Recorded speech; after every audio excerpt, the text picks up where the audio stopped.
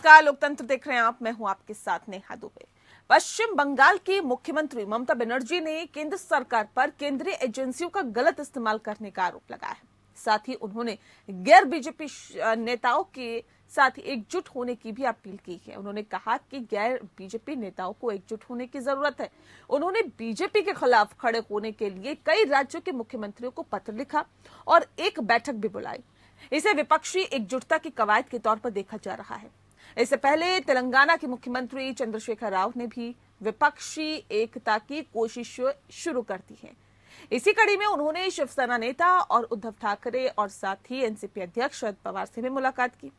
राव ममता बनर्जी से भी मिले हैं। वहीं चुनावी रणनीतिकार प्रशांत किशोर का कहना है कि बीजेपी देश में मजबूत तो जरूर है, लेकिन 2024 लोकसभा चुनावों में उसे हराया जा सकता है।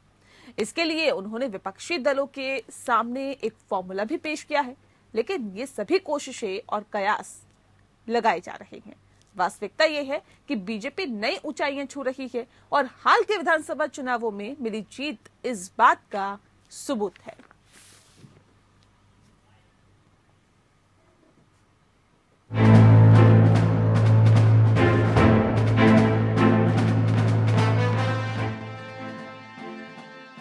हाल में संपन्न हुए 5 राज्यों के विधानसभा चुनावों में से 4 में बीजेपी की जीत ने विपक्ष को बड़ा झटका दिया है और 2024 लोकसभा चुनाव से पहले विपक्षी एकजुटता की बात एक बार फिर शुरू हो गई है।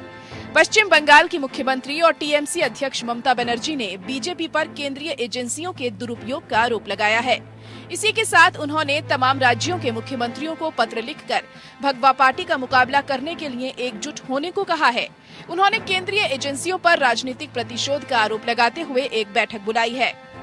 बंगाल सीएम ने चिट्ठी में लिखा कि प्रवर्तन निदेशालय, सीबीआई, केंद्रीय सतर्कता जैसी केंद्रीय एजेंसियां, आयोग और आयकर विभाग का इस्तेमाल प्रतिशोध के लिए देश भर में राजनीतिक विरोधियों को निशाना बनाने, उन्हें परेशान करने और उन्हें घेरने के लिए किया जा रहा है। इसीलिए हम सभी को मिलकर बीजेपी को केंद्रीय एजेंसियों का दुरुपयोग करने से रोकना चाहिए। जब चुनाव नजदीक होते हैं तो केंद्रीय एजेंसियां हरकत में आ जाती हैं। उन्होंने कहा कि ये स्पष्ट है कि बीजेपी शासित राज्यों को उनके खोखले शासन की सुहावनी तस्वीर दिखाने के लिए इन एजेंसियों से मुफ्त का पास मिल जाता है। इस चिट्ठी में ममता बनर्जी ने लिखा कि न्यायपालिका के लिए उनके मन में सबसे ज्यादा सम्मान है, लेकिन वर्तमान में कुछ पक्षपातपूर्ण राजनीतिक हस्तक्षेपों के कारण लोगों को न्याय नहीं मिल रहा है, जो हमारे लोकतंत्र के लिए खतरनाक है। हमारी लोकतांत्रिक व्यवस्था में न्यायपालिका, मीडिया और जनता महत्वपूर्ण स्तंभ है और अगर कोई हिस्सा बाधित होता है तो पूरा सिस्टम ध्वस्त हो जाता है। इस चिट्ठी में ममता बनर्जी ने तमाम राज्यों के सीएम को लिखा कि सुविधा के अनुसार एक जगह पर आगे के रास्ते पर विचार विमर्श करने के लिए सभी एक साथ इकट्ठा हों। उन्होंने कहा कि इस देश की सभी प्रगतिशील ताकतों को एक साथ आने की जरूरत है और इस दमनकारी ताकत से लड़ने के लिए समय की जरूरत है। ममता बनर्जी ने देश भर के सभी विपक्षी नेताओं और विपक्षी मुख्यमंत्रियों को पत्र लिखते हुए ये अनुरोध किया। देखिए, बात यह है कि ममता बनर्जी की विश्वसनीयता कितने हैं इसमें मेरा बिल्कुल शक है। कभी वो कहती है कि बीजेपी के खिलाफ सबको एकजुट होकर लड़ना चाहिए, कभी कहते हैं बीजेपी और कांग्रेस के खिलाफ, दोनों के खिलाफ एकजुट होकर लड़ना चाहिए, कभी वो कहते हैं कि कांग्रेस पार्टी को खत्म कर देना चाहिए। तो उनकी असली रवैया क्या है, असली मंशा क्या है, ये जानना बड़ी जरूरी होते हैं, क्योंकि वो सुबह और शाम उनकी बयान में बदल होते हैं। देखिए, ममता बनर्जी चारों तरफ से घिर चुकी है। उनके नेता भ्रष्टाचार में डूबे हुए हैं, पूरा बंगाल हिंसा से डूबी हुई है। जिस प्रकार घटना घट रहा है, किसी सभ्य समाज में ऐसा होता है क्या? और इसके बाद अगर लोग जाते हैं अदालत में और अदालत सीबीआई की इंक्वायरी के आदेश देती है, उसमें किसका गुनाह है? आपके लोग लूट करेंगे, खून करेंगे और उसका विचार भी नहीं होगा, किसी को न्याय नहीं मिलेगा, आपके पुलिस एफआईआर तो नहीं लेती है, तो मजबूरी में लोग अदालत में जाते हैं। इससे पहले तेलंगाना के मुख्यमंत्री चंद्रशेखर राव ने भी विपक्षी एकता की कवायद शुरू की। तेलंगाना में बीजेपी के बढ़ते प्रभाव से परेशान टीआरएस नेता चंद्रशेखर राव ने शिवसेना नेता और महाराष्ट्र के मुख्यमंत्री उद्धव ठाकरे और एनसीपी अध्यक्ष शरद पवार से भी मुलाकात की। इसके पहले वह ममता बनर्जी से भी मिले। राव की कोशिश उन दलों को साथ लाने की है जो बीजेपी के खिलाफ लड़ रहे हैं। हालांकि उनकी मेहनत कितना रंग लाएगी, ये दूसरे दलों की रुचि पर निर्भर करेगा। वामपंथी दलों और कांग्रेस ने अभी तक इस तरह की मुहिम में कोई रुचि नहीं दिखाई है। वहीं आपने राव को छोटा मोदी बताते हुए उनकी कोशिशों को खारिज कर दिया। वैसे भी राव का इतना बड़ा कद नहीं है कि वह सभी क्षेत्रीय दलों को एक साथ जोड़ सकें। इसके अलावा पिछले अनुभव को देखते हुए भी क्षेत्रीय दल किसी एक छतरी के नीचे आने से हिचक सकते हैं। पूर्व में तीसरे मोर्चे में वामपंथी दलों की भी अहम भूमिका रही थी, लेकिन इस समय वह भी सक्रिय नहीं दिख रहे हैं। इस बीच चुनावी रणनीतिकार प्रशांत किशोर का कहना है कि बीजेपी देश में मजबूत तो जरूर है, लेकिन अभी भी 50% से ज्यादा लोग बीजेपी का समर्थन नहीं करते हैं। और अगर ये सभी लोग एकजुट हो जाएं, तो मोदी की बीजेपी को 2024 में हराया जा सकता है। अपने लक्ष्य का खुलासा करते हुए उन्होंने कहा कि बीजेपी को हराने के लिए उत्तर और पश्चिम की 100 सीटें जीतना जरूरी है। उन्होंने कहा कि वो 2024 के लिए एक विपक्षी मोर्चा बनाने में मदद कर सकते हैं, जो 2024 में मजबूत लड़ाई दे सके। अगर आप बिहार, पश्चिम बंगाल, उड़ीसा, तेलंगाना, तमिलनाडु, आंध्र प्रदेश, केरल की करीब 180 से 200 सीटें भी जीत लें, तब भी आप बीजेपी को हरा नहीं सकते। किशोर ने कहा कि अगर कांग्रेस और तृणमूल या अन्य दल एकजुट हों और अपने संसाधनों को नए सिरे से संजोएं, तो उत्तर पश्चिम भारत में 100 अतिरिक्त सीटें जीत सकते हैं और तब विपक्ष 270 से 280 सीटों तक पहुंच सकता है। प्रशांत किशोर का कहना है कि विपक्ष अगर 2024 के लोकसभा चुनाव में बीजेपी को हराना चाहता है, तो उसे हिंदुत्व, अति राष्ट्रवाद और लोक कल्याण के उसके दुर्जय मुद्दों में से कम 2 मामलों में आगे निकलना होगा। उन्होंने ये भी कहा कि बीजेपी को हराना पूरी तरह संभव है, भले ही 2024 का सेमीफाइनल माने जा रहे 5 राज्यों के मौजूदा चुनावों के नतीजे विपक्ष के लिए अनुकूल न रहें। प्रशांत किशोर ने विपक्ष से खासकर उत्तर प्रदेश का उल्लेख करते हुए कहा कि अगर आप यूपी में बीजेपी को हराना चाहते हैं, तो सामाजिक आधार का विस्तार करना महत्वपूर्ण है। साझा विपक्ष का सामाजिक आधार बड़ा होना चाहिए। आज जो है, यह उससे कहीं अधिक बड़ा होना चाहिए, चाहे वह गैर यादव ओबीसी हो या अजा जजा या अगड़े वर्गों का सम्मिलित होना। हालांकि ये सारे कयास हैं और वास्तविकता कुछ और है। वास्तविकता ये है कि देश में अभी बीजेपी मजबूत है। कांग्रेस और टीएमसी में वर्चस्व की लड़ाई जारी है, जबकि आम आदमी पार्टी पंजाब में मिली सफलता के बाद दूसरे विपक्षी दलों के साथ किसी भी तरह का गठबंधन अपनी शर्तों पर करेगी। ऐसे में विपक्षी एकजुटता के सभी प्रयास शायद कागजों में ही सिमट कर रह जाएं। Bureau report.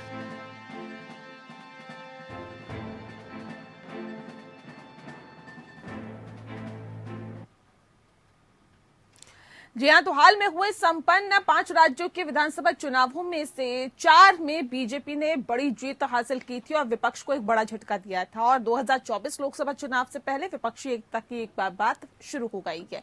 तो क्या पश्चिम बंगाल की मुख्यमंत्री और टीएमसी अध्यक्ष ममता बनर्जी क्या तमाम राजनीतिक पार्टियों को एकजुट कर पाएंगी? ये एक बड़ा और अहम सवाल बन जाता है, क्योंकि इनके साथ ही और भी कई नेता हैं जो कि विपक्षी पार्टियों को एकजुट करने की बात कर रहे हैं। और क्या कुछ रहा है इस तीसरे मोर्चे का इतिहास, उसकी भी हम बात करेंगे। इस विषय पे तफसील से चर्चा करने के लिए खास मेहमान हमारे साथ मौजूद है, उनसे आपका परिचय करा देते हैं। इस वक्त हमारे साथ महेश वर्मा जी हैं, स्पोक पर्सन है बीजेपी के, बहुत स्वागत है सर आपका।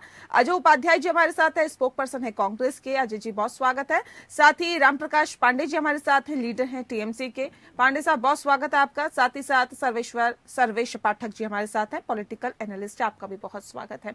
सबसे पहला सवाल मेरा अजय उपाध्याय जी आपसे है। अजय जी, क्योंकि तीसरे मोर्चे की जब हम बात करते हैं सर, इसका इतिहास तो बहुत बेहतर नहीं रहा। हाल ही में 5 राज्यों में विधानसभा चुनाव हुए, जिसमें से 4 राज्य में बीजेपी ने जीत हासिल की है।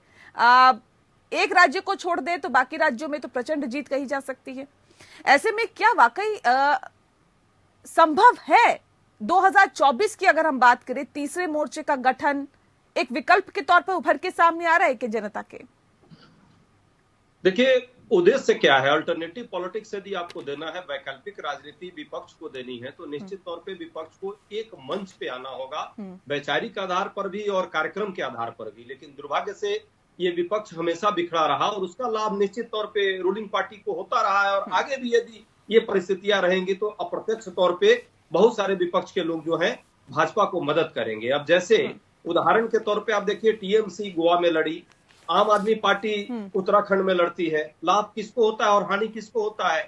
जब तक कि आप अपने ही लोगों के अंदर सेल्फ गोल करने की रणनीति को छोड़ेंगे नहीं, जब तक आपका वैचारिक एजेंडा क्लियर नहीं होगा कि आप गोडसे के साथ हैं या गांधी के साथ हैं, जब तक आपको ये क्लियर नहीं है कि आपको जनता के मुद्दों पर लड़ाई लड़नी है और अपनी राजनीतिक स्वार्थ की लड़ाई लड़नी है, जब तक ये क्लियर नहीं हो, जनता के बीच मैसेज नहीं जाए कि आप ईमानदारी से जो रूलिंग पार्टी है उसके जो इनकम्बेंसी है उसके विरुद्ध आप एक मोर्चे के तरह आ रहे हैं। अब यदि आप सिर्फ सियासत के लिए एक मोर्चे पर आएंगे तो मुझे नहीं लगता कि उसका लाभ होगा। पहले भी भाजपा जब रणनीति बनाती थी कांग्रेस के विरुद्ध, जब कांग्रेस डोमिनेंट पार्टी होती थी तो सारे विपक्ष कम्युनिस्ट से लेकर के और महेश वर्मा की पार्टी तक एक साथ आ जाते थे। रामो बामो की सरकार बनती थी, बनी थी। ठीक है सर, मैं लौटती हूँ आपके पास। अजय जी बने रहिए हमारे साथ। पांडे जी का भी कर लेते हैं, मैं आती हूँ सर, फिर आती हूँ आपके पास। पांडे जी, सवाल इस बात को लेकर है जिस बात का जिक्र अभी अजय जी ने किया कि क्या आप जनता के लिए एक मंच पे आना चाहते हैं, क्या आप मुद्दों के लिए एक मंच पे आना चाहते हैं, या फिर अपनी सियासत चमकाने के लिए और अपने फायदे के लिए आप एक मंच पे आना चाहते हैं? ममता बनर्जी की स्ट्रेटजी क्या है, क्या रणनीति है उनकी एक मंच पर लाने की? ये मैं अजय जी की जो बात सुना और सुन के मेरे को बड़ा आश्चर्य कि अजय जी जो बोल रहे हैं उस चीज को क्या ये ख्याल नहीं कर रहे हैं कि बार बार भारतीय जनता पार्टी एक वंशवाद का जो नारा देती है और उस वंशवाद को कैसे दमन किया जाए और उसके ऊपर में क्या जवाब दे वो सोच नहीं है। क्योंकि सबसे बड़ी करारी पर करारी बार अगर करती है बीजेपी तो वंशवाद गांधी का। अरे अपनी नियुक्तियों में आप दूसरी की तो परामर्श ले। आपको टीएमसी की ममता बनर्जी क्या वो बता रही है उनको सुनिए आप। ये सुनने को तो राजी नहीं है, अपनी चलाने को राजी है। तो तीसरी कहा है जो हम करेंगे वो किस तरह से करेंगे? हम चाहते हैं कि जहां भारतीय जनता पार्टी अंग्रेजों का शासन लेके भारत में आना शुरुआत कर रही है कि जिस तरह से 47 से पहले के सारी एजेंसियों को अंग्रेज चलाते थे, कोड़े बरसाते थे और किसी की सुनते नहीं थे। यहाँ विरोधियों की सुनी नहीं जा रही है। सब एक होके इनको वही स्वतंत्रता का, संसद का, आंदोलन का आवाज दे और इन्हें उखाड़ फेंके। नहीं, तीसरे मोर्चे की जब आप बात कर रहे हैं सर, ये तीसरे मोर्चे में कांग्रेस की भूमिका होगी क्या? अगर हाँ तो क्या भूमिका होगी? कांग्रेस की भूमिका वही होगी जिस तरह से गांधी जी ने सुभाष चंद्र बोस, खुदीराम बोस, दिनेश बादल हाजरा का हर मत को लेके बंगाल की अगुवाई में देश को आजाद करने के लिए लड़ाई दे रहे थे।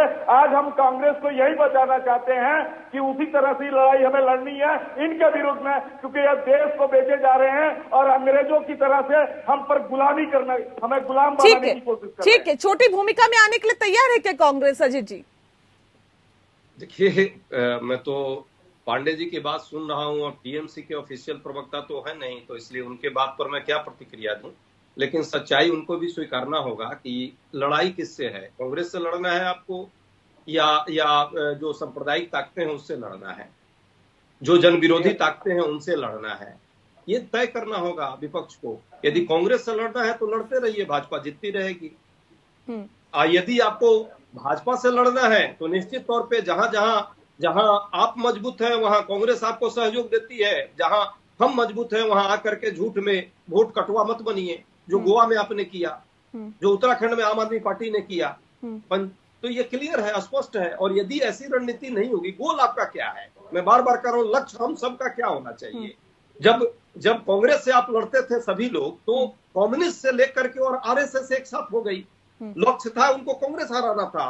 आज कांग्रेस को हराना है कि भाजपा को हराना है, विपक्षी पार्टियों को तय कर लेना है। ठीक है, यदि कांग्रेस को ये तय करना होगा कि आखिर आप लड़ाई किससे कर रहे हैं। ठीक बात है महेश जी, इस विचारधारा के साथ और इस एकजुटता के साथ क्या भारतीय जनता पार्टी तैयार है क्या विपक्षी पार्टियों से लोहा लेने के लिए?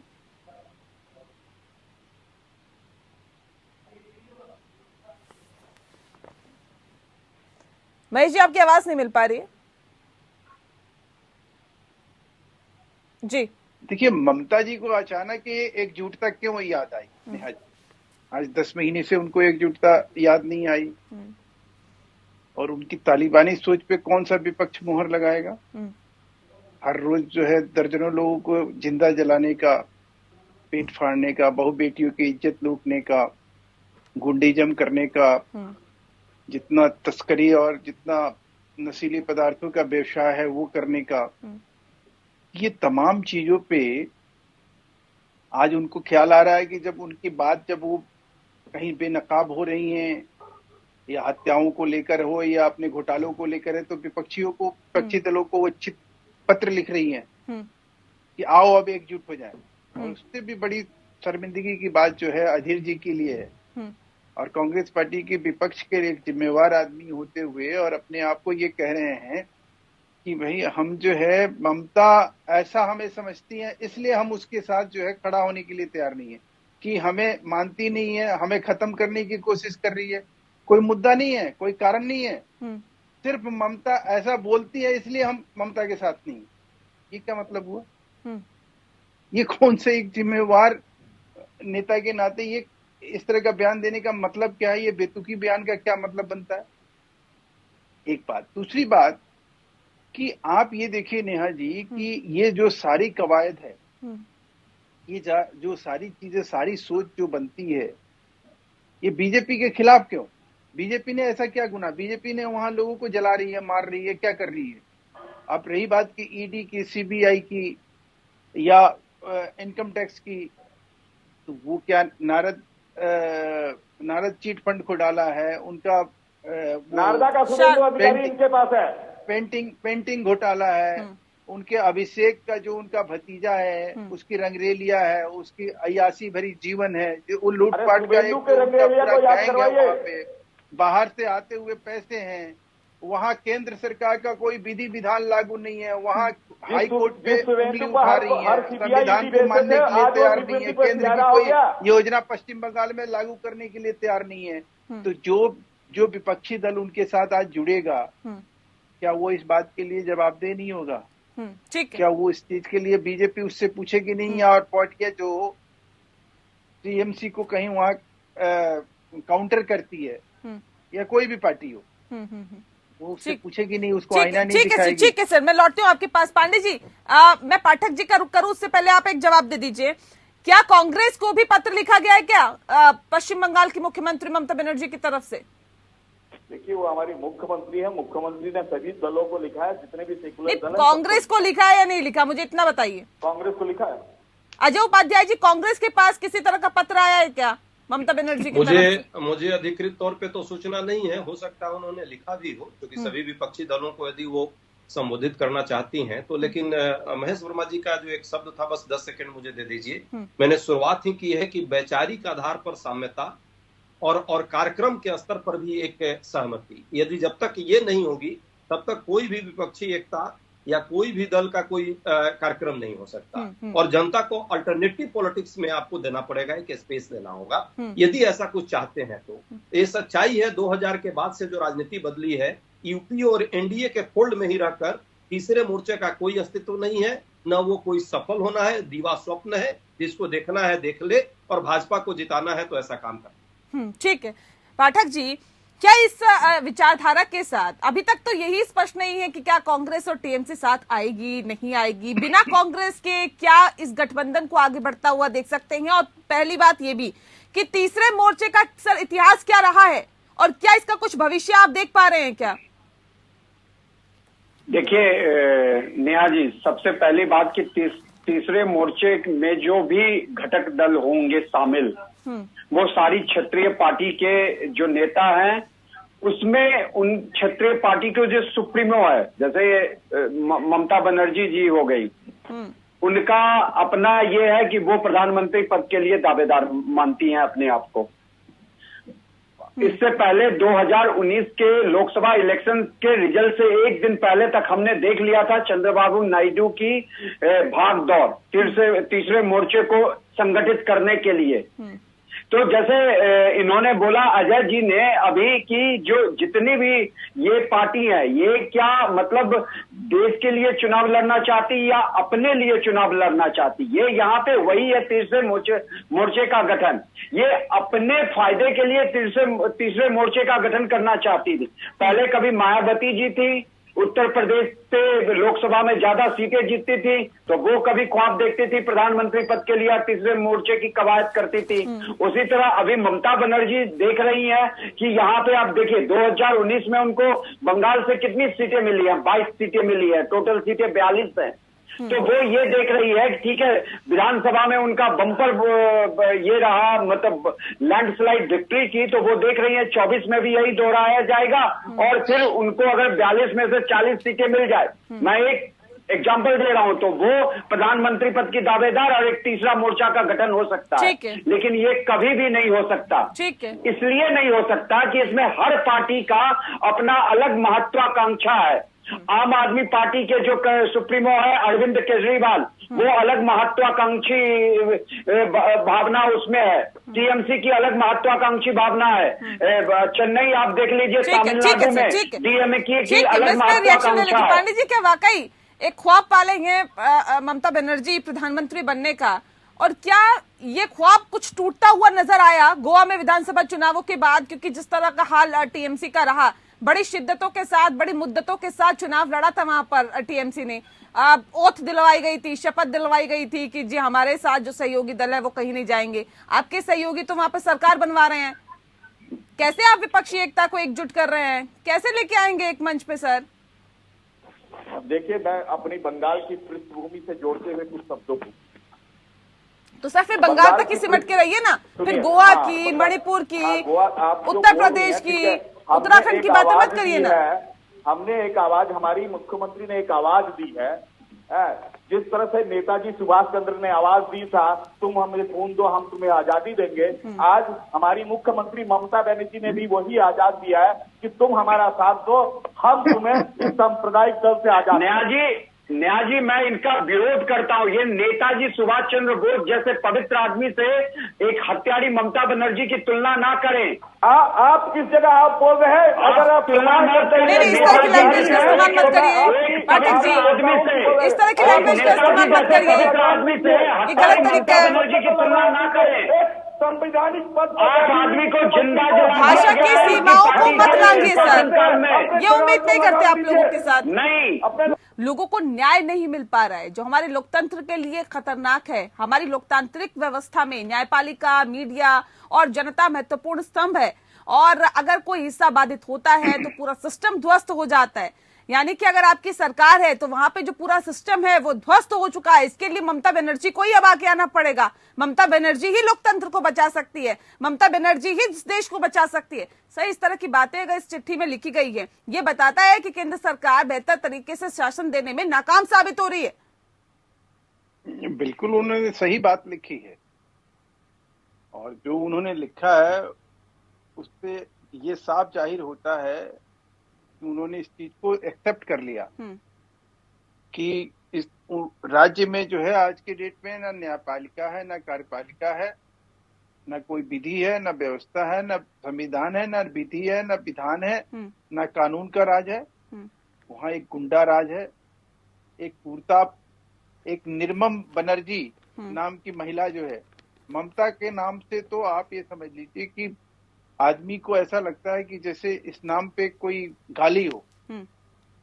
अब रही बात की ऐसी स्थिति परिस्थिति में लोग जिंदा जलाए जा रहे हैं, और हमारी विपक्षी मित्र जो है जिनका नोटा से भी नीचे वहां वोट कम कर दिया टीएमसी ने। अगर कांग्रेस की सबसे बड़ी कोई दुश्मन पश्चिम बंगाल में है तो टीएमसी है। आसाम में इनके पूरा नेस्तनाबूद कर दिया। उसके बावजूद भी अगर ये उनके प्यार में पागल हैं तो हम उसके लिए कुछ नहीं कहेंगे। लेकिन सवाल है कि आज के डेट में इस तरह के तालिबानी सोच को जिसको लेकर बढ़ रही हैं, जिस तरह से वहां वो रोहिंग्या को समर्थन करती हैं, जिस तरह से बांग्लादेशियों का समर्थन करती हैं, जिस तरह से मुसलमानों को लेकर वो अनाप शनाप घोषणा करती है, इमामों को सैलरी देने की बात करती हैं, दुर्गा पूजा पर जो है ताजिए की वजह से प्रतिबंध लगाती हैं, और उसके बाद वो कहती हैं कि भाई अब इस राज्य में जो है कुछ बचा नहीं है। ना न्यायपालिका पे उनका भरोसा है, ना उनको प्रेस मीडिया वाले पे भरोसा है। उनको अगर किसी बात पे भरोसा है तो जो उनके गुंडे हैं, जिनके इशारे, जो उनके इशारे पे जो है ठीक है, सारी दरिंदगी का अंजाम दे रहे हैं। और आज एक इस तरह का मुख्यमंत्री होना चाहिए जो वहां पे 38.5 जिस मतदाताओं ने उनके अगेंस्ट में वोट दिया, उसके साथ इस तरह से व्यवहार करेंगे कि भाई वो किस तरह से भाग जाए, पलायन कर जाए, उनके घरों को फूकना, उनकी बहन बेटियों का इज्जत लगातार लूटते रहना। ठीक है, ठीक है। मतलब बनता है पश्चिम बंगाल से आपने निकलने की कोशिश की और आगे बढ़ने की कोशिश की। आम आदमी पार्टी ने भी तो सर पंजाब में जीत का परचम लहराया, आपने पश्चिम बंगाल के अलावा और कहां पे जीत के झंडे गाड़ दिए? सवाल इस बात को लेकर। और क्यों विपक्षी पार्टियां आप लोगों पर भरोसा करें, क्यों आप लोगों को आगे बढ़ाएं, क्यों ममता बनर्जी के नेतृत्व में तीसरे गठबंधन की एक कवायद शुरू कर दें? अभी आपने सुना होगा, हाल ही में संजय राउत का भी बयान आया था, शिवसेना के नेता हैं, उन्होंने कहा था कि कांग्रेस के बिना कोई गठबंधन संभव नहीं है। भले ही वो महाराष्ट्र में जाकर मुलाकात कर चुकी हो तमाम राजनीतिक पार्टियों के नेताओं से, और उद्धव ठाकरे के बेटे आदित्य ठाकरे से भी उन्होंने मुलाकात की थी, लेकिन शिवसेना कहती है कांग्रेस के बिना कोई गठबंधन संभव नहीं है, भले ही आप कितनी कोशिशें कर ले। पांडे जी, ठीक है, हम आप जो बोल रही हैं, हमें इसीलिए हमारी मुख्यमंत्री ने सभी दलों को चिट्ठी लिखा था, विपक्षी दलों को चिट्ठी लिखाया और साझा एक सोच बनेगी, और सोच बनने के बाद जो बोला जाएगा, तो कांग्रेस के साथ कांग्रेस से हमारी कोई सूरत नहीं है। और जो भी तृणमूल कांग्रेस, हमारी मुख्यमंत्री ममता बनर्जी कांग्रेस से ही तृणमूल में आई, तो हमसे कांग्रेस से हमारा। अगर ममता बनर्जी ये कहती है कि अगर कांग्रेस तीसरे गठबंधन में आना चाहे तो आ सकती है एक पार्टी के तौर पर, हम कांग्रेस के साथ गठबंधन नहीं बनाएंगे, तो इसका क्या मतलब है? कांग्रेस छोटी भूमिका में आएगी क्या?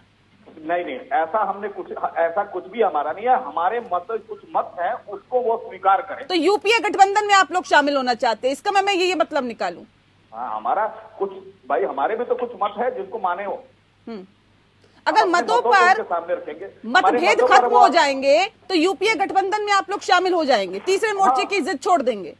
हमारी एक ही है इस सांप्रदायिक दल को, जो हर एजेंसियों को अंग्रेजों की तरह से भारतवर्ष को प्रयोग कर रही है, भारत और क्या आम नागरिकों को प्रयोग कर रही है। सर, आप अभी अजय जी ने बोला था, अभी अजय जी ने जो बोला था, मैं उसी बात पे आ जाती हूँ। आप किस मुद्दे पर लड़ाई लड़ रहे? आप क्या चाहते हैं कि क्या मुद्दों की लड़ाई करना चाहते हैं, या फिर सत्ता पर शासित होना चाहते हैं, आना चाहते हैं, कुर्सी की लड़ाई है? सर, ये किस चीज की लड़ाई है? हमारी कुर्सी की लड़ाई। पांडे जी, हम देश में एक उन्नतिशील देश बनाने के लिए लड़ने चाहते हैं, हम कुर्सी के लिए लड़ने नहीं चाहते हैं। भारत जिस चीज को लेके आजाद हुआ था, उसको विचारधारा को भारत में लाना चाहते हैं, जिस सोच के लेके लाखों आहुतियों जो बलिदानियां दी हैं, आपकी बात दोहरा देती हूं, को साक्षात रूप में लाना चाहते हैं। आप कांग्रेस मुक्त भारत चाहते हैं, बीजेपी मुक्त भारत चाहते हैं, तमाम और राजनीतिक पार्टियों को आगे बढ़ाना चाहते हैं, या फिर आप कांग्रेस के साथ गठबंधन में आने को तैयार है? यानी कि मैं ये कह दूं कि आप अपने मतभेद अगर आपके सुलझ जाते हैं तो आप यूपीए में आ सकते हैं।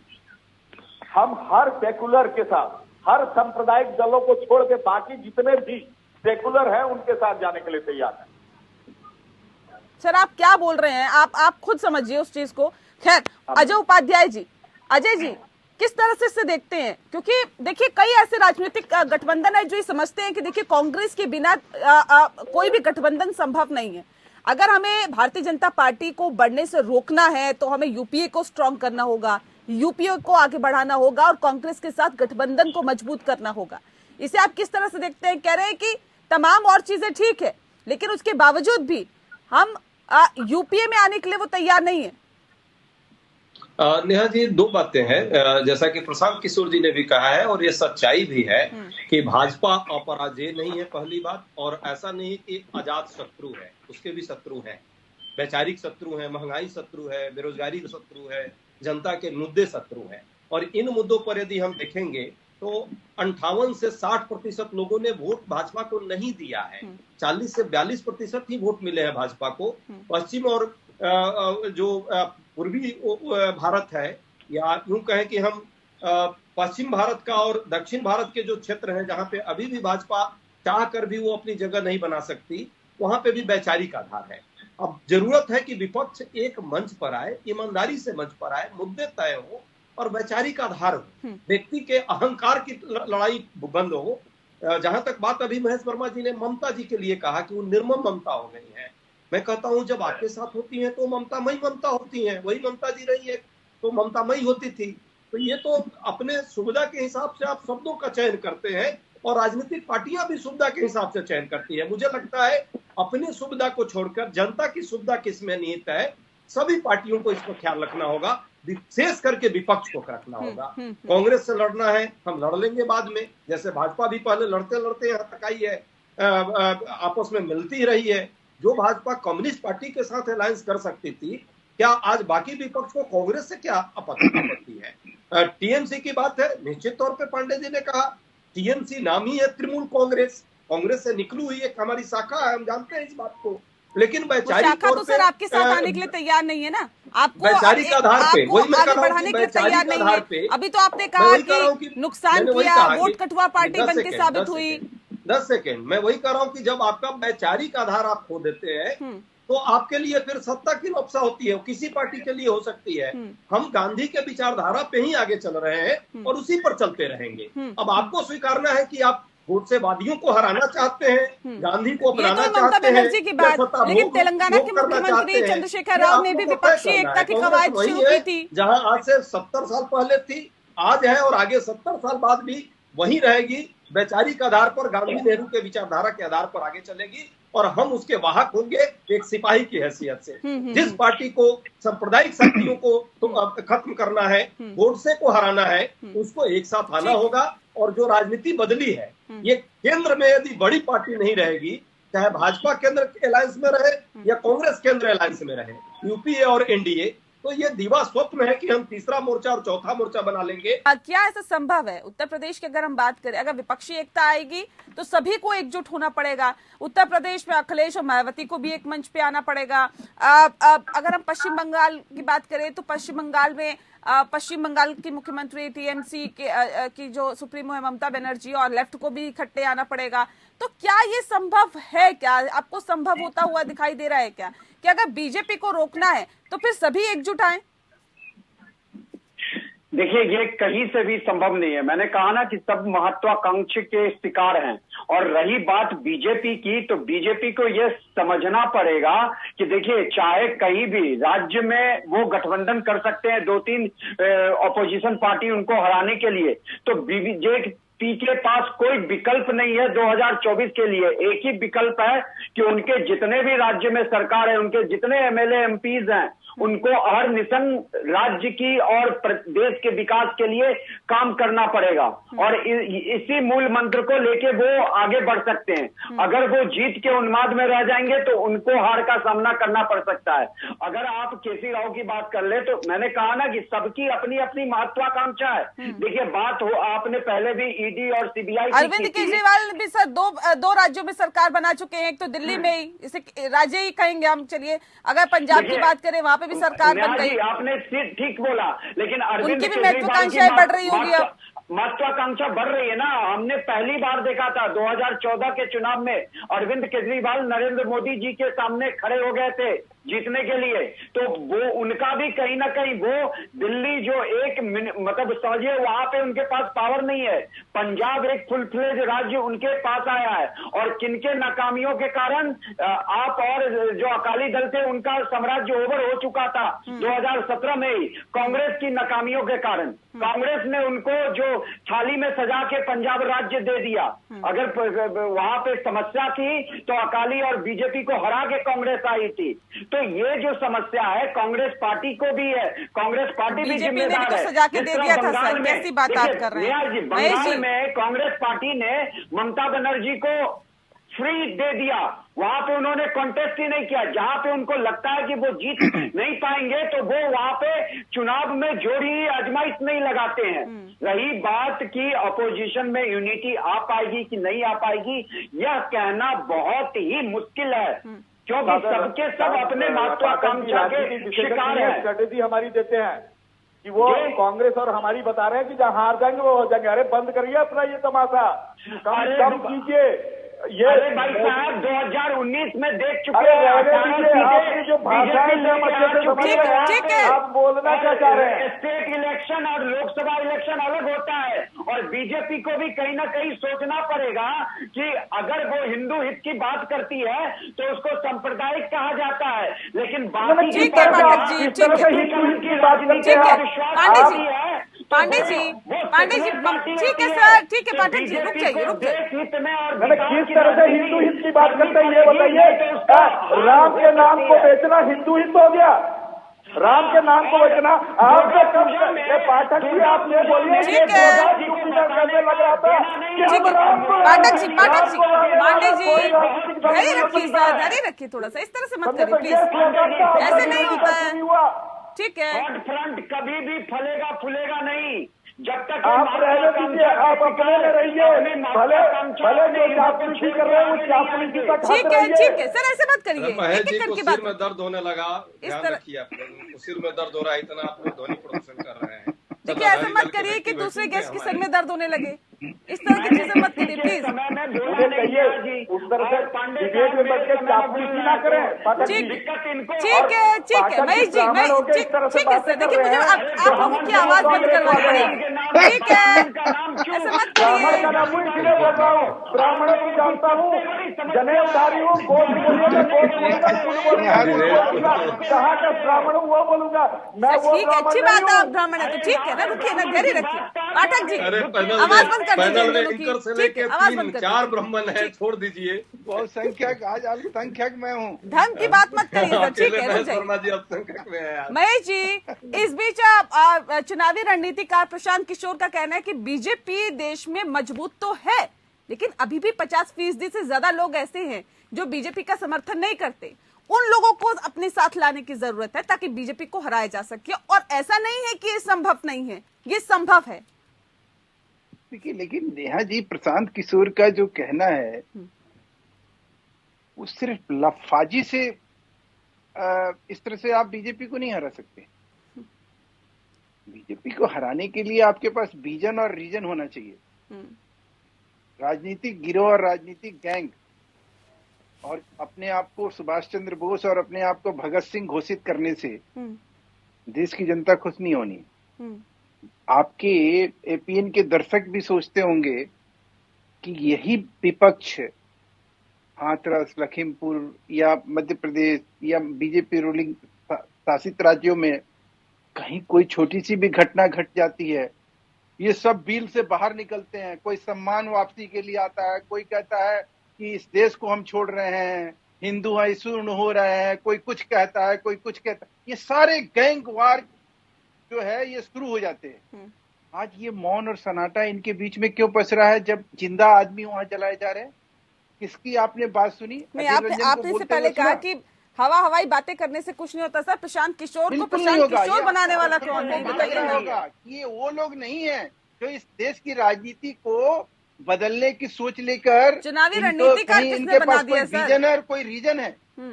देश को आपको अगर चलाना है तो उसके लोकतांत्रिक मूल्यों को, जनतांत्रिक मूल्यों को और जन कल्याण को आगे रख के बात करनी होगी। जैसे ये अजय उपाध्याय शुरू में कह रहे थे, बाद में ये अपने चीज से ट्रैक से हट गए। लेकिन मैं अभी ये जरूर कहूंगा कि आपको देश की अगर राजनीति की दिशा और दशा चेंज करनी है तो अपनी सोच बदलनी है। जैसे अब ये पांडे जी जो है छौक के कूद के जो है ये बोल रहे हैं सुभाष चंद्र बोस है, सुभाष चंद्र को आजादी दो, खून देंगे। ऐसे थोड़ी होता है पांडे जी। आप बिना मतलब के और चैनल पे बैठ के ब्राह्मण और ये और वो, ये क्या मतलब बनता है? आप जो भारतीय जनता पार्टी वाले आपको ये बता देता है कि आपके मोदी जी बोले थे मैं गंगा मैया ने बुलाया हूँ और मैं गंगा मैया के किनारे मेरा गांव है, इसलिए बता देता हूँ। मैं वो ताकत रखता हूँ, तो उत्साह समझ में आता है, लेकिन उत्साह में गलत अपना होश मत खोइए। आप यहाँ होश मत कहिए, ये बंगाल की मिट्टी है। ठीक है, विपक्षी अभी तो आप ब्राह्मण ठीक है सर, इस तरह से नहीं होता पांडे जी। पांडे जी धैर्य रखिए, बोल पाएंगे धैर्य रखिए क्योंकि आपकी नसों को हमने पहचाना है। ठीक है सर, ठीक है, अच्छी बात है। गंगा में लाए से बह रही है, गंगा मैया साफ करने आए थे, कहाँ मर गए सर? आप गए थे ना पश्चिम बंगाल? एक सेकंड रुकिए, एक सेकंड रुकिए। पश्चिम बंगाल की मुख्यमंत्री गई थी ना चुनाव प्रचार करने, बताया था ना गंगा का क्या हाल है, हुआ था ना चुनाव प्रचार, अखिलेश यादव के साथ मंच साझा हुआ था ना, क्या परिणाम हुआ आपके सामने है ना सर, क्यों इतना चिल्ला रहे हैं? ठीक है, रुक जाइए, धैर्य रखिए सर। अखिलेश यादव का तो बढ़त बनी है। नहीं, धैर्य रखिए, ऐसे नहीं होता है, घटी है भाजपा की, ऐसा नहीं होता जनाधार बड़ा है। एक एक करके बातों को रखिए सर, मुद्दे पे रहिए ना। हम तीसरे मोर्चे की बात कर रहे हैं अजय जी। अरे हम यूपीए मनोरंजन की तो अच्छी करवाएंगे, 24 में करवाएंगे और कांग्रेस को लेके ही करवाएंगे, घबराइए मत। बस इनका सर, हम क्यों घबराएंगे सर? घबराना आपको नहीं चाहिए। जो गोवा में रिजल्ट आए, जो यूपी में रिजल्ट आए आपके जाने के बाद, वो तो आपके घबराने वाली है सर। 34 साल के अपशासन को, वाम के अपशासन को उखाड़ फेंका था, आज इन्हें उखाड़ फेंकेंगे। ठीक है सर, पश्चिम बंगाल से आगे तो बढ़िए, जनता भी इंतजार कर रही है कब ममता बनर्जी पश्चिम बंगाल से आगे बढ़ पाएगी। नहीं बढ़ पा रही ना, ठीक है। अब वही बात हम कर रहे हैं कि कांग्रेस की क्या भूमिका रहेगी। भले ही अब इन्हें हवाई बातें लग रही हो या फिर उनकी बातें पर ध्यान देने वाली ना लग रही हो, लेकिन ऐसे में अब सवाल ये है कि उन्होंने ये कहा कि अगर कांग्रेस और तृणमूल कांग्रेस या फिर अन्य जो एक दल है वो एकजुट हो जाते हैं और अपने संसाधनों को नए सिरे से संजोए तो उत्तर पश्चिम भारत में 100 अतिरिक्त सीटें जीत सकते हैं और तब विपक्ष 270 से 280 सीटों तक पहुंच सकता है। ये उनकी रणनीति है, ये वो बता रही हैं। ऐसे में अब सवाल ये है कि क्या अगर ये तीसरा मोर्चे में आप लोगों की भूमिका या फिर आप लोगों को बुलाते हैं, इनवाइट करते हैं, तो आप यूपीए को छोड़िए तीसरा मोर्चे के गठन में अपनी अहम भूमिका निभा सकते हैं क्या सर? सोचेंगे इस बारे में? नेहा जी, जिस तरह से आपने प्रशांत किशोर जी की जो उन्होंने एनालिसिस दिया है, विश्लेषण किया है, एक अच्छे विश्लेषण करता है, अच्छे चुनावी रणनीतिकार हैं, इसमें मुझे नहीं लगता कि किसी को भी कोई आपत्ति होगी। ममता जी से लेकर भाजपा से लेकर के और कांग्रेस का भी उन्होंने ये सहयोग इस तरह से किया है एक रणनीतिकार के तौर पे, और उन्होंने रिजल्ट भी दिया है, इसलिए उन पे कोई बहुत ज्यादा प्रश्न करने का मुझे नहीं लगता किसी को ये है। ठीक है, आज वो मेरे साथ हो सकते हैं, कल आपके साथ हो सकते हैं, परसों तीसरे के साथ हो सकते हैं, क्योंकि उनकी ये एक तरह से एक व्यवसायिक तौर पे ये सहयोग करते हैं। लेकिन इस सच्चाई को स्वीकारना है कि उत्तर पश्चिम का जो राज्य है, उन राज्यों को यदि हम सही से आकलन करें तो भाजपा उन क्षेत्रों में कमजोर है, और वहां पे यदि सही अलायंस हो जाए, ईमानदारी से ग्राउंड पे यदि जो पार्टियां अलायंस करें उनके वर्कर भी साथ में हो, और वो तब होगा जब वैचारिक लेवल पर लोग एक साथ। नहीं, उन्होंने ये भी कहा सर कि अपनी विचारधारा में भी कुछ बदलाव लाना होगा। उन्होंने कहा कि 2000 सुनिए सर, उन्होंने कहा कि 2024 के लोकसभा चुनाव में बीजेपी को अगर हराना चाहता है विपक्ष तो उसे हिंदुत्व, अति राष्ट्रवाद और लोक कल्याण के उसके जो मुद्दे हैं उसे कम से कम 2 मामलों में आगे निकलना होगा। क्या अपनी विचारधारा बदल सकती है क्या कांग्रेस पार्टी, क्या और तमाम राजनीतिक पार्टी? क्योंकि बीजेपी तो हिंदुत्व की बात करती है, राष्ट्र की बात करती है। नहीं, दो चीजें उन्होंने, मुझे लगता है जो उन्होंने विश्लेषण किया है उसमें वो ये बताने का प्रयास जरूर उन्होंने किया है कि हिंदुत्व का जो मुद्दा भाजपा उठा रही है उस मुद्दे को कैसे हम काउंटर करें, और हिंदुत्व का मुद्दा हो या अति राष्ट्रवाद, जो जिसको हम अंधभक्ति कहते हैं, ये यूं कहें कि ये तथाकथित राष्ट्रवादी हैं, इनको हमें एक्सपोज करना होगा, और ये कांग्रेस और बाकी दल कर सकते हैं, ये सच्चाई है। ये अति राष्ट्रवादिता के नाम पर जिस तरह से ये उग्रवादिता फैलाते हैं, या हिंदुत्व के नाम पे जिस तरह से मॉब लिंचिंग और हिंदू मुस्लिम मंदिर मस्जिद की राजनीति कर रहे हैं, इसको कैसे हम पब्लिक डोमेन में ले जाएं और कैसे लोगों को समझाएं कि राम जी के नाम पर चंदा चोरी भी करना और उसको भी ये दिखाते हैं कि हम जो है हिंदुत्व के रक्षक और ठेकेदार हैं। ये कांग्रेस पार्टी जो है कभी भी हिंदुत्व का विरोध करने वाली पार्टी न है, न थी, न रहेगी। कभी भी राष्ट्रवाद का सदैव समर्थन हमने किया। राष्ट्रवाद, हमसे ज्यादा राष्ट्रवादी कौन रहेगा जिसके 2 प्रधानमंत्री खून जान दी है अपनी? तो ये तो सच्चाई है। तो ये, लेकिन दिक्कत यही है कि ये लोग प्रोपेगेंडा फैलाने में तेज है, हम लोग उस तरह की बात नहीं करते, झूठे प्रचार नहीं करते। और तीसरी बात, लाभकारी जो मुद्दे हैं, चाहे वो जन कल्याणकारी मुद्दों के नाम पे जिस तरह से लोगों को ये डायरेक्ट बेनिफिट दे रहे हैं, निश्चित तौर पे इससे भी वोटर प्रभावित तो होता है। इस सच्चाई को स्वीकारने में कोई बुराई नहीं है, इसे हमें स्वीकारना होगा, और इसका एक सही, वही तो कह रहा हूं कि एक वैकल्पिक कार्यक्रम हम तैयार करें, राजनीतिक तौर पे हम क्लियर हो, वैचारिक आधार हो, तब जाकर कोई भी मंच बनेगा, कोई भी सहमति बनेगी, वो टिकाऊ होगी, और लोगों का भी भरोसा हम उस जो है गठबंधन होगा उस पर हम ले पाएंगे। विश्वास का संकट जब तक बना रहेगा हम कहेंगे कि हम भाजपा से लड़ेंगे, भाजपा ठीक है, को बार हराएंगे बार और महेश हराने जी, की क्योंकि बात मैं आएगी तो कार्यक्रम के कांग्रेस आखिरी से पड़ाव लड़ने में हूँ, लगेगी। बार तो बार इस विश्वास विषय नहीं को उठाया पैदा होगा जाता है कि किसी का। हिंदुत्व की बात करती है भारतीय जनता पार्टी, राष्ट्रवाद के नाम पर वोट बटोरने की कोशिश करती है भारतीय जनता पार्टी। क्या वाकई जब जब चुनाव आते हैं इस तरह का विषय भारतीय जनता पार्टी की तरफ से उछाला जाता है, और क्या अब एकजुटता के साथ जब विपक्ष आगे बढ़ रहा है तो क्या भारतीय जनता पार्टी को खतरा है? थोड़ा बहुत लगता है आपको ऐसा? पूरे बहस में नेहा जी आपने कहीं हिंदुत्व और हिंदूवादी या कोई ऐसी सोच की आपने कोई बात मेरे से सुनी? हमारे कांग्रेस के मित्र ने ही ये बात उठाई, तो यही उठाते हैं, इसी को लेके ये चलते हैं, इसी को ये आगे बढ़ाते हैं। हमारा काम ये और आसान कर देते हैं। अब रही बात कि पिछले 2014 से लेकर और 2022 के अगर पूरे राजनीति को एनालिसिस करिएगा तो उसमें एक चीज आपको समझ में आता है कि देखिए यहाँ जो है ना बीजेपी का वोट जो है बढ़ा है और कांग्रेस का वोट गया है। कांग्रेस को कहीं केजरीवाल ने रिप्लेस किया है, कहीं ममता ने रिप्लेस किया है।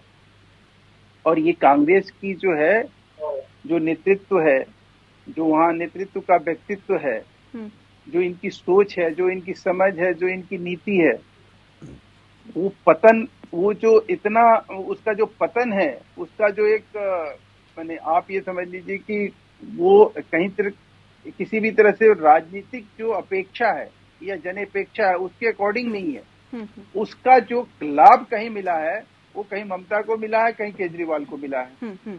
हमारे वोट कहीं नहीं कटे हैं, हमारे वोट कहीं कम नहीं हुए। आप पश्चिम बंगाल को भी देख लीजिए, वहां हम जो है पहले 15-20 सीट जीतते थे, पहले तो 2-4-5 में भी सिंगल डिजिट होते थे। अब आप हम देखिए वहां 90 के आसपास है। अब आप दूसरी तरफ आ जाइए, सर उत्तर प्रदेश कुछ राज्य आपके हाथ से भी गए हैं, उस बात को भी आपको स्वीकार करना चाहिए। कहाँ कहाँ आपके हाथ से गए हैं राज्य, कहाँ कहाँ पे कमियां रह गई है, जाहिर तौर पे उसको भी टटोलना चाहिए। बात रही कांग्रेस की, तो कांग्रेस भी उस मंथन में लगी हुई है, लेकिन अब वाकई देखने वाली बात होगी कि बीजेपी का मुकाबला कैसे किया जाता है और 2024 के लिए किस तरह की रणनीति बनती है। माफ कीजिएगा पाठक जी, मेरे पास वक्त की कमी है। बहुत शुक्रिया आप सभी मेहमानों का हमारे साथ इस खास चर्चा में शामिल होने के लिए। लोकतंत्र में फिलहाल इतना ही। नमस्कार।